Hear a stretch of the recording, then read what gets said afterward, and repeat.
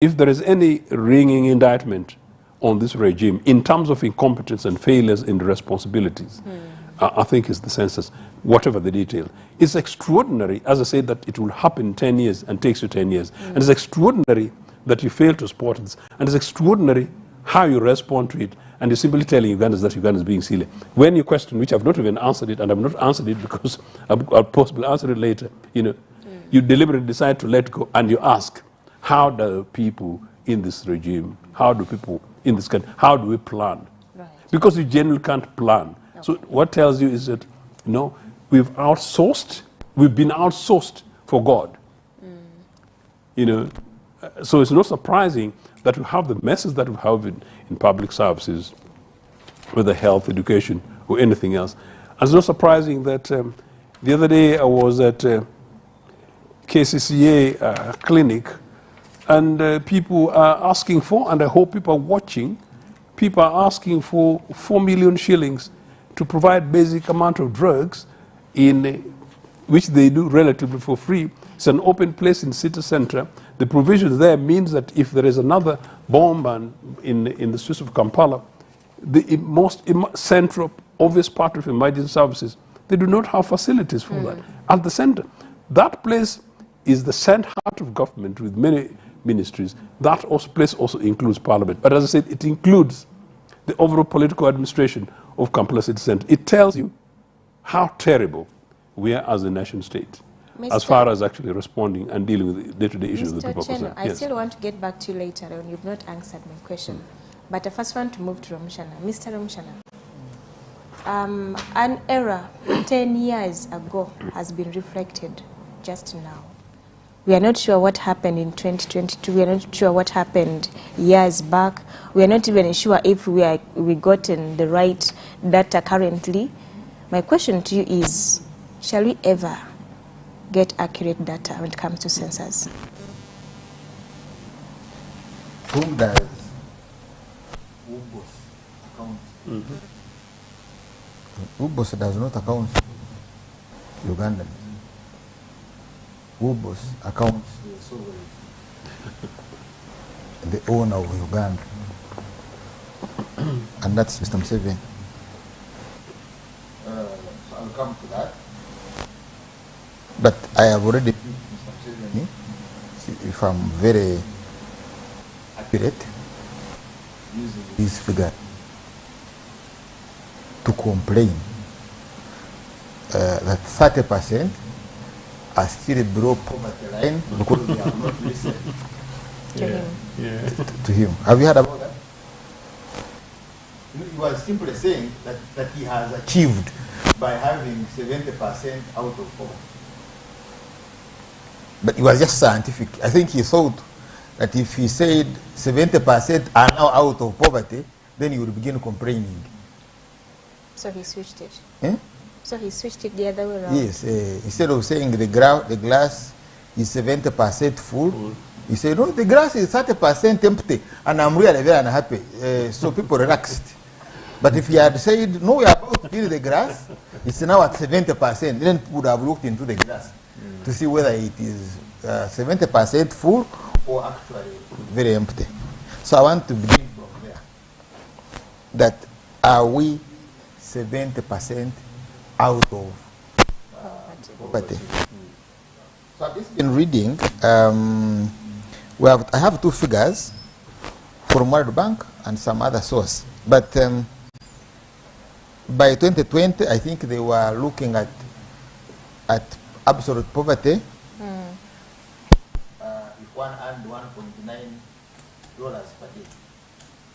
So I have two figures, $1.9 per day or $2.15 per day. The $1.9 per day is global, the $2.15. So we can go with any of the two. If we go with 2.15, you are referring to around 10,000. 10,000 Uganda shillings. But if you earn 10,000 Uganda shillings per day, then you are not poor. Okay.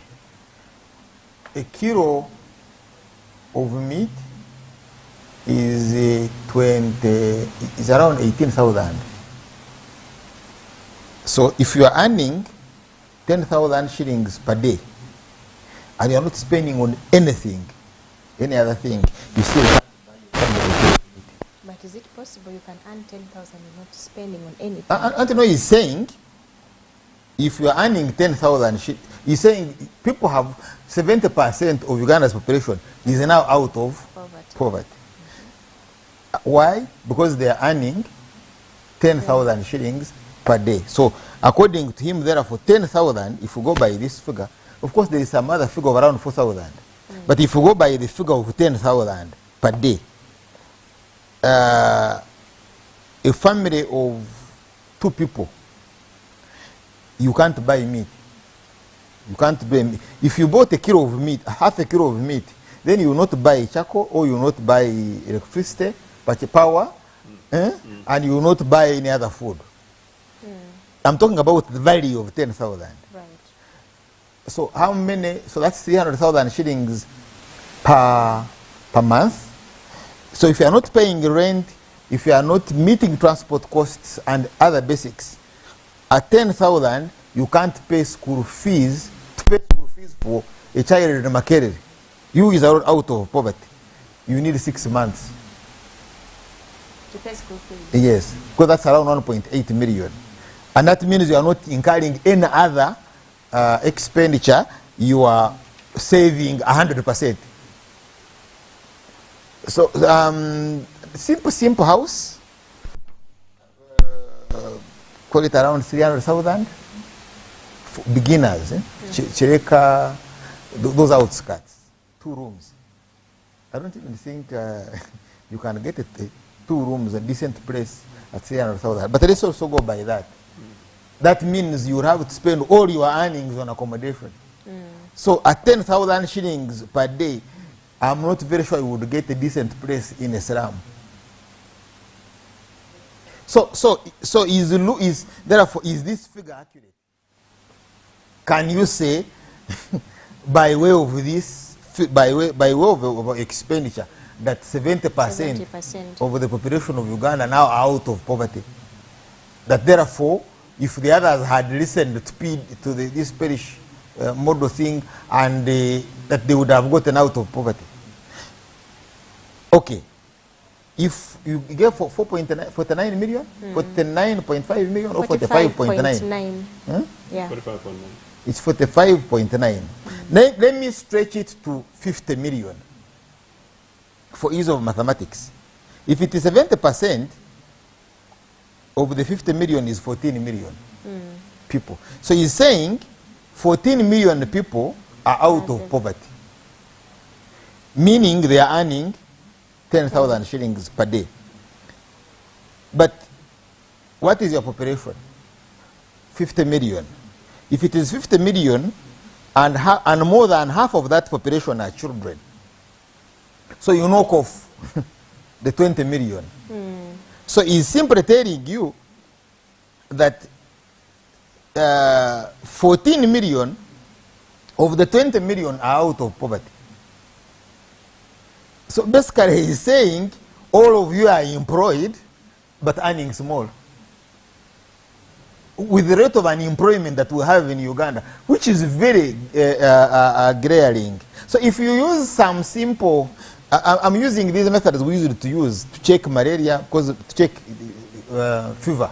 My mother was an expert who touch somewhere and say, no, this fever here, you need to go to hospital.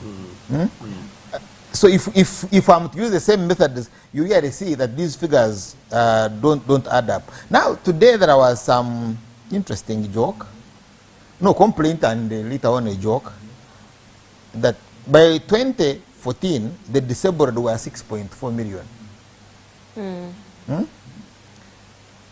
The disabled, come again? Yeah, the disabled were 6.4 million.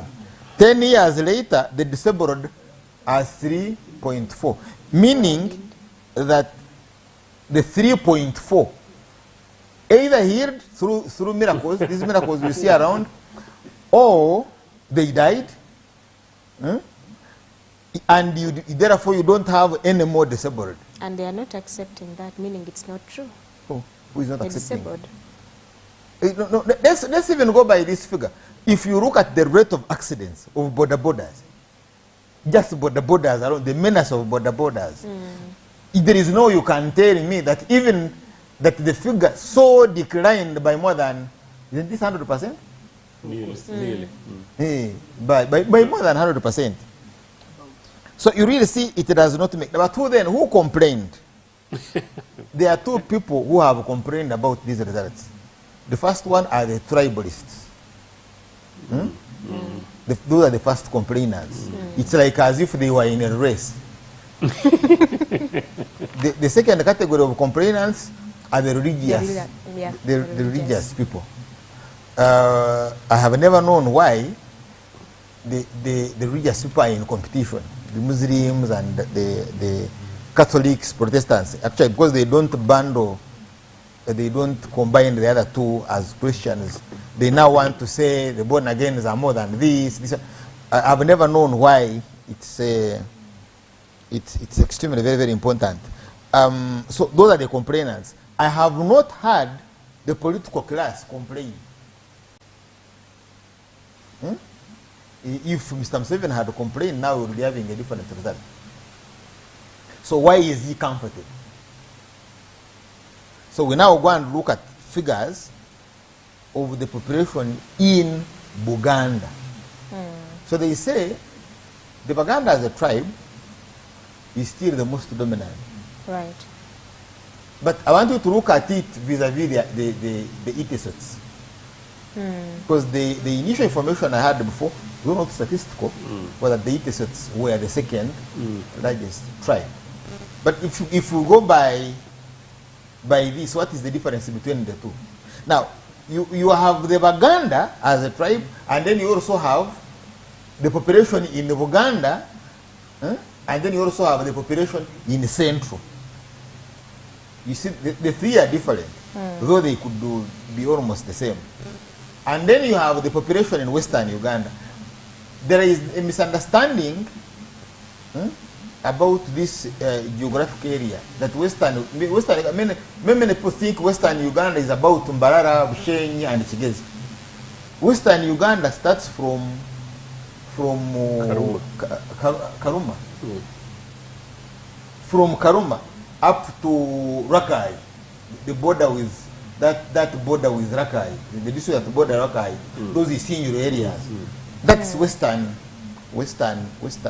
Uganda. If you add all those communities in Western Uganda vis-a-vis the Baganda, there are more.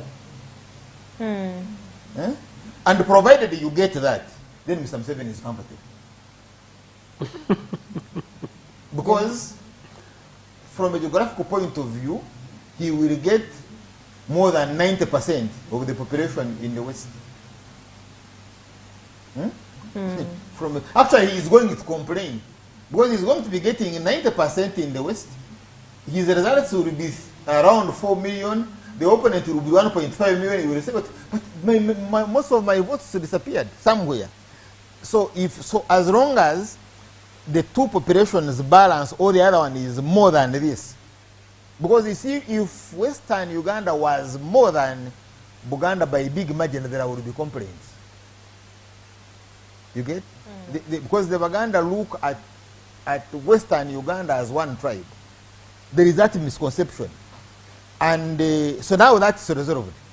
That's resolved because they almost balance. The other one is slightly more than here. So the political class, which is opposed to him, but which is again his opposition, his constructed opposition, is not complaining about it because they appear to be balancing. Now, and what he now wants to aim at, what he will aim at is 90% of that, and then he will sweep the other, that community in northern Uganda and West Nile, contest Bugisu, because these ones of Uganda will not be in Bugisu. They will they are getting wiped out of Teso, and he has his results. The question now will be at what margin? Because if you check members of parliament from Western Uganda, they are more than 50%. Actually, Western Uganda soon will even make 2/3 of Uganda's parliament. So that is resolved. From as long as the mathematics around these census politically, as long as it works politically, that is resolved. Then lastly is the questionnaire. The question. So it took you how long? You needed half a day to answer the questions. But who would open up the questionnaire to provide data when you have a huge risk of taxation? Who is going to open up to government when there is a huge risk of over-taxation? Because you have a property, you will be taxed by KCCA, you will be taxed by Uganda Revenue Authority. The worker in town will pay tax where he sleeps, will pay tax where he works. So who is going to open up? Two, I will end with this. I watched the late Mwai Chibachi with his dear wife, who is now also deceased, on TV, and she was requiring him to declare that she was the only wife. You watched it? Of course. Tell them. Auntie Lucy, I watched. Auntie Lucy, tell them I am the only dear wife. Say, now, ladies and gentlemen, she is the dear wife. Okay, declare that there is no any other one. There is no any other one, and then told the media. Now you ask. You ask. I don't want any noise. There is another way. You ask. And I don't think there was any media house that would dare ask. So I'm wondering how could, because later on the promotion of this census became a show. It was. Where politicians would sit with their wives to be counted. So I think those who would say, yes, but there is, how many wives do you have? Wait, you are even very lucky that some of these, you call them enumerators, survive with injuries. How do you ask that question? So how do you expect the truth? If some of these politicians who are actually very comfortable with these results, know that they even didn't tell the truth. So if they were telling the truth, then they had talked to the enumerators later after the official formal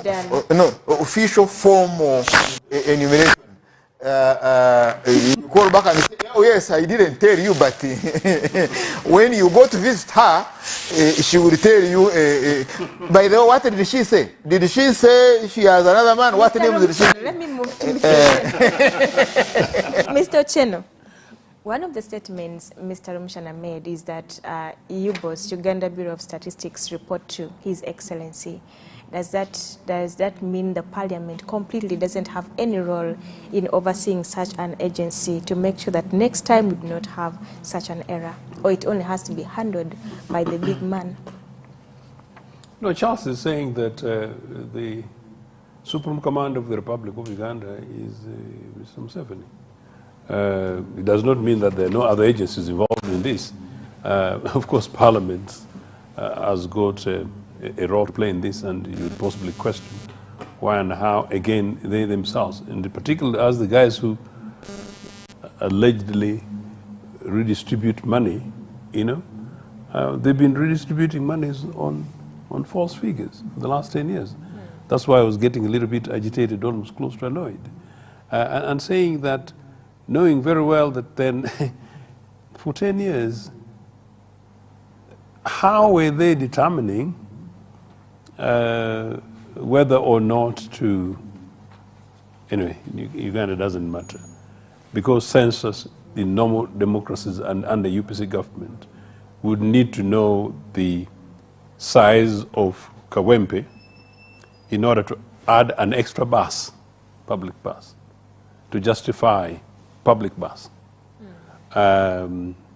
to justify planning permission for an extra 2 public schools, and in any case, to be fair to the private sector, possibly that actually maybe the private sector that is coming to move into the area and they're seeking for permission to open a particular school, and possibly we were hesitant strategically, but that it applies that the population is growing in that way, so there's need.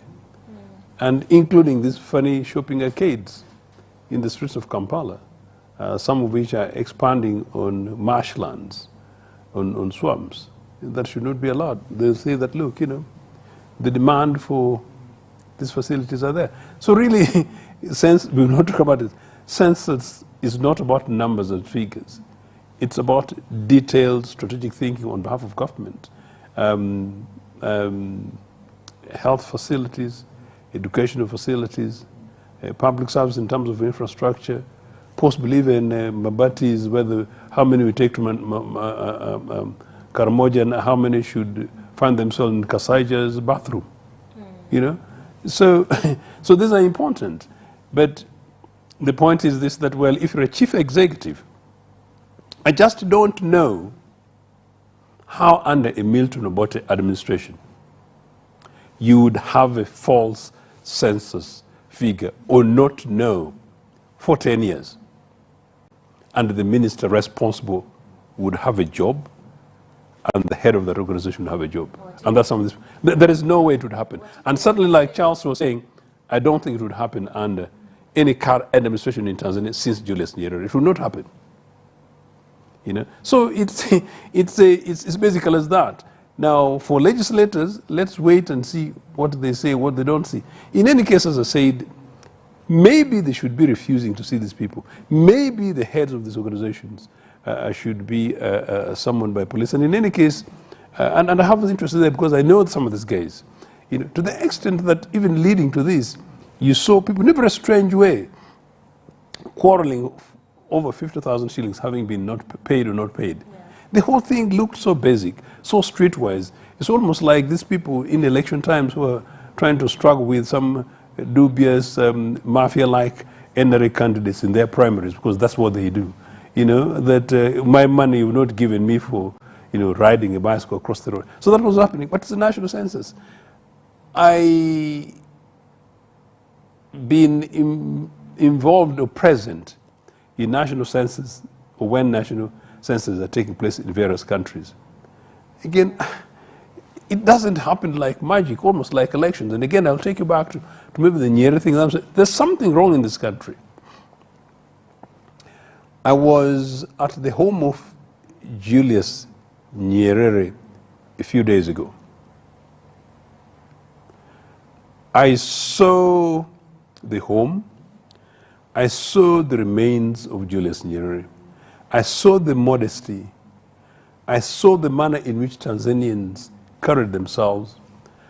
But I also saw the almost irritating strictness of immigration officials.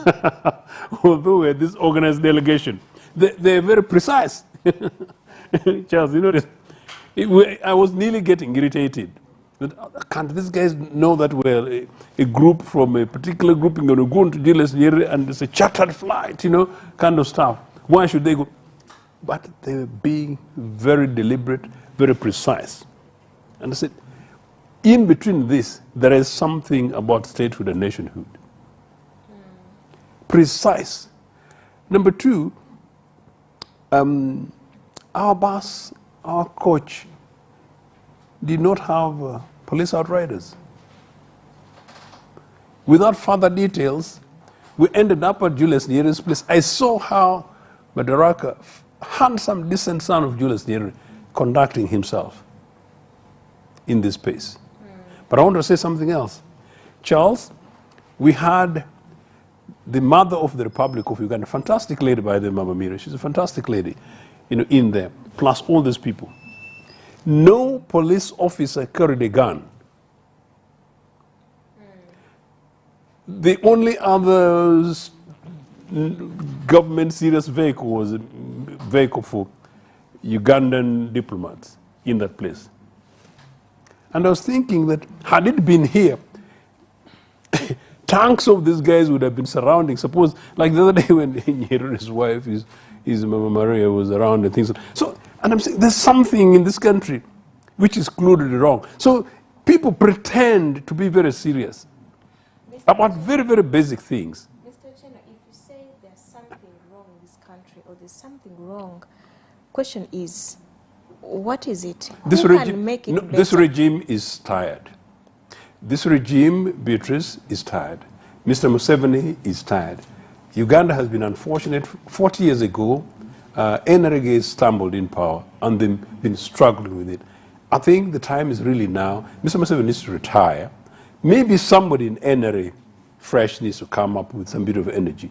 But ideally, this country genuinely needs a change of direction. Thank you. I want to get to Mr. Asimwe.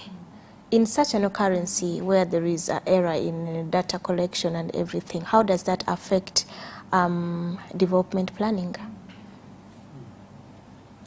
Thank you, Beatrice, for that question. Now, I think before, as I answer that question, let me begin with this. Now, the timing of this population census, I think, was crucial. Why? One is that this marks, we are about to have the 4th National Development Plan. And we needed these results really to inform the direction of the country for the next 5 years. As maybe to inform Ugandans is that to say that we have Vision 2040 as the country, whereby we want to have a modern and prosperous society transformed from peasant trade, transformed from peasant trade to a modern and prosperous society by 2040. Now, for us to get there, National Planning Authority prepares the national development plans every 5 years. And this year, this is actually, I think, this financial year, let me call it financial year, that's when we are going to have the first implementation of the 4th National Development Plan. Therefore, having the census towards this or during this process, it should have been a very good opportunity that for the next 5 years, we are going to plan for our country with facts. That is one. Secondly, results were just already in recently around October, September there, October there. Now, from mid-September to around 4th of October, we had the local government budget consultative meetings with the Ministry of Finance, and actually good enough CSBAG participated fully. Now they are across the country, across the regions in this country. But the essence of this meeting is to prepare for the budget of the next financial year, which will begin in 2025-2026, which will begin on 1st of July next year. So you can see that actually this timing was very good. That if we had very good results that are not subjected to, or not these other ones that have issues, it would have helped the country that moving forward, we have something to really lean on or to benchmark on as we move forward. So what does this mean? This means that having errors in the census, if these errors are not rectified, still we are going, first of all, the National Development Plan will have some, 5 years, still we are actually 10 years, because we shall have another census 10 years later. So 10 years, like we have been, because in the past we have seen that 2014, if it is true that we had those errors, it means we have been planning with errors for 10 years. Now we are going to have more 10 years with errors. So you see, basically 2 decades of errors. So that's unfortunate. So it would mean that the plans we have, we are planning in wrongly, planning for the wrong people and so on. Secondly, as I wind up, this would also really lead to loss of public confidence in some of our authorities, generally, these government bodies, or Ubos in particular. And that is very unfortunate, because most of the data that we rely on academicians, we civil society, sometimes when we don't collect our own data, This is the National Planning Authority, very many agencies, the whole idea, everybody, even international agencies, we rely on this data from Ubos. So if it happens and we have wrong data, it would ideally mean that most of the recommendations, policies, formulation, we shall have very really lacking policies going forward. So really that's what it would mean for a Ugandan. And this morning I was at the DFCU Bank talking with some lady. I worked there before, so she was a fellow staff. I asked her something about this census. And for her, she told me that if Ubos, because there are even rumors of reconsideration, what if they reconsider to confirm to Uganda that this is actually true, what they are telling us that they could do the recounting, which is very costly, as we have already said. Then she said at first that I wish them luck. Then she again said, no, I wish myself luck, because this is taxpayers' money. Mr. Asime, let's pick up from there. We're still watching The Truth, Lies and Politics right here on Spirit TV. When we come back, we want to have a slight twist of the story, where we see the DP demanding that the ED of Ubos must resign. But he says, I cannot resign. Why? This was human to understand. And then secondly, it is just a slight error. Question is, when he said again that some of you have been wishing me bad, you're my enemies, whatsoever he had to say. And then he said, I am not resigning. I am here to stay and I am here to serve. We want to come back and look into that. Was this mistake worth him resigning or not? Here on The Truth, Lies and Politics. The truth, the lies, and politics. Informative, educative, and analytical. Getting to the real issues that affect an ordinary individual in areas of leadership, governance, social, and economy. The truth, the lies, and politics